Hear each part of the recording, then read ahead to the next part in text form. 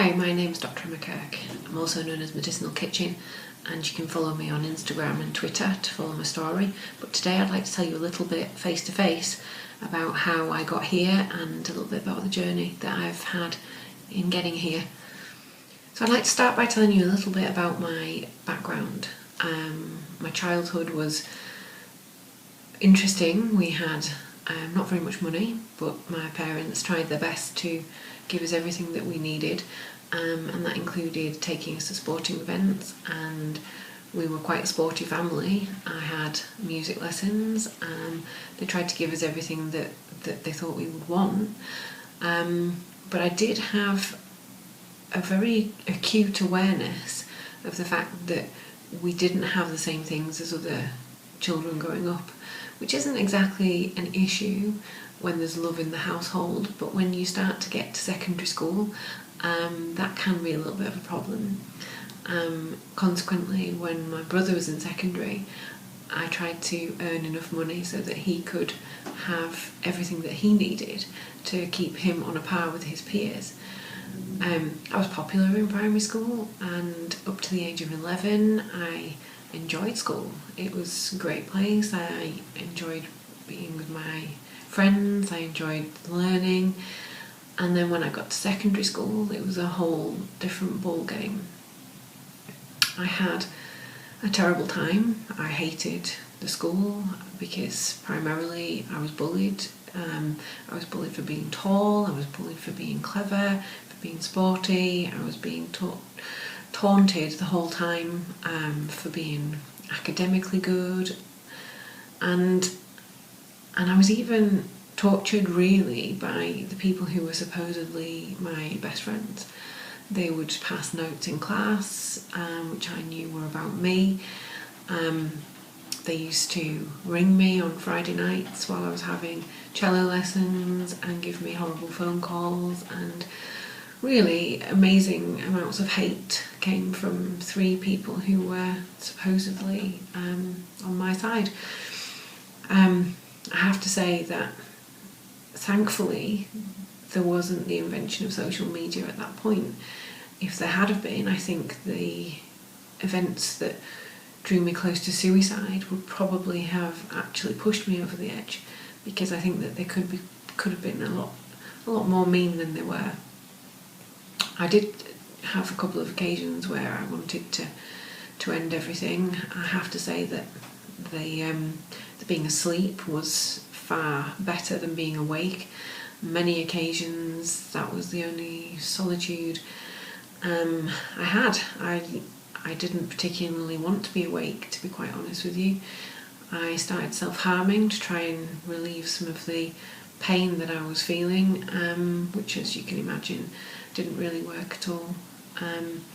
Secondary school, up to the age of 16, was probably one of the worst moments, the worst, darkest moments of my life. Consequently, I became quite dark. I became quite insular. I wrote poetry as a means of escapism, and I'd say by this point I'd become quite masterful at escaping, quite masterful at rebelling, and I did both of these.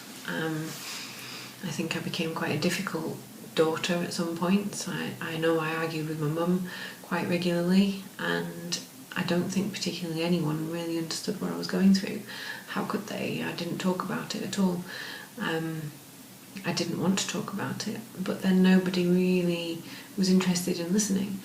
I had teachers that would enter my poetry into competitions because they thought that it was beyond my years, but they never understood exactly what was enveloped within the poetry. The poetry was a cry. It contained all the information that they needed, and yet none of them were interested. Fortunately for me, I was clever enough to be able to coast through my exams, and that meant that I could get good exam results and stay on at school without really having to try very much. I don't particularly remember putting any effort in. I don't particularly remember needing to put effort in. which I suppose some people looked upon as being a bit lazy. I didn't want to be there, so I didn't really see the point in trying, to be honest. At this point I'd had a few boyfriends, I'd had a couple of relationships. I had quickly realised that I didn't really think much of myself, and when I was in relationships I would allow myself to be bullied. But I think that's because I was used to it, to be honest with you. And then unfortunately something happened while I was on a school trip, and that cemented the fact that I really thought nothing of myself. And and that unfortunately continued.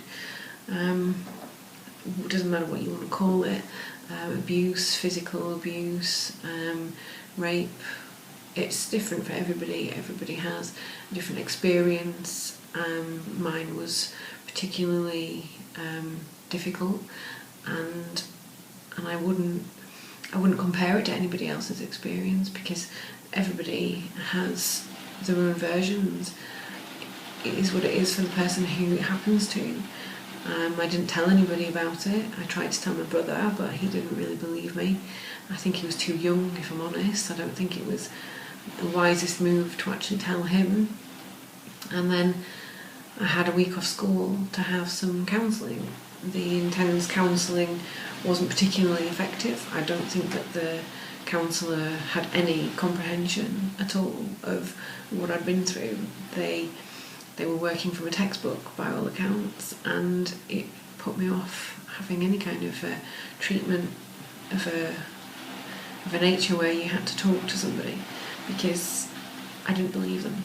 I didn't believe that they understood. I didn't believe that they could therefore help me.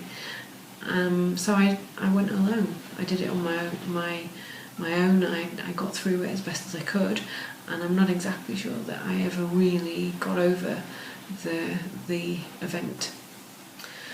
I'm quite sure that if I told my parents now, or if they decide to watch this, that they would be quite hurt that I hadn't told them about this incident when I was 17. But I don't think that I could have done it. I still don't think I could tell them. I certainly couldn't tell them face to face. I can't bear the thought of hurting them, and I know that it would hurt them. I've seen the devastation for things that are much more minor, and therefore it's not something that I would like to do to somebody. Amongst other things, I do think that this situation made me mature quicker. I felt like my peers were childish, and I didn't particularly feel like I connected with them. I felt quite lost, if I'm honest. I didn't particularly gel with the teachers at the school, and it just made me want to leave even more. I can't imagine going back. And when people say that these childhood years are the best of your life, I honestly don't think that mine were. I truly hated myself by this point. I really had no confidence. I didn't believe that I was worth being on the planet, to be honest. I left school as soon as I could. I got a job as an assistant manager in a clothes shop, which annoyed my parents greatly because they felt like it was beneath my intellect, and they were probably right. But at that point in my life, I needed to do something that I felt that I could do, and I excelled, and I could do the job very easily. I then was faced with redundancy, and there was myself and a girl who I thought was my friend, and I decided that I would leave so that she could keep her job, which some people told me was a crazy thing to do, but I felt that I could probably get a job a lot quicker than she could, and a lot easier, and I did. I got a job at Thomas Cook's as a travel agent. Quite a bizarre place for me to be working. I'd not got any experience of any description. I had no idea what I was doing, but they took me on, and I worked there for a year. I made a good friend who I'm still friends with now, and she helped me through some difficult times, although she won't know that. But we had an interesting time at work. You couldn't live on that wage though, so I quickly realised I needed to get a different kind of job, and I started applying for university. I was very strict with my application. I didn't particularly want to just do any kind of course. I didn't want to waste my time. I didn't want to waste anybody's money. But I also didn't really want to go anywhere I didn't feel comfortable. Ironically, the course that I ended up doing, which I loved as soon as I started, was probably the furthest from my parents' house I could have got without going overseas. I don't know whether that helped or not, but when I got there I realised I was in the right place. I loved the course. I didn't particularly enjoy the people. I still had people bullying me even at university, because they couldn't understand how a northern girl from the countryside could possibly be getting 98% in neurology exams, which I suppose is quite amusing, but when you're living through it, it's another situation where you are again at the brunt of everybody's hatred, and everything that goes wrong is, for them, is all directed at you.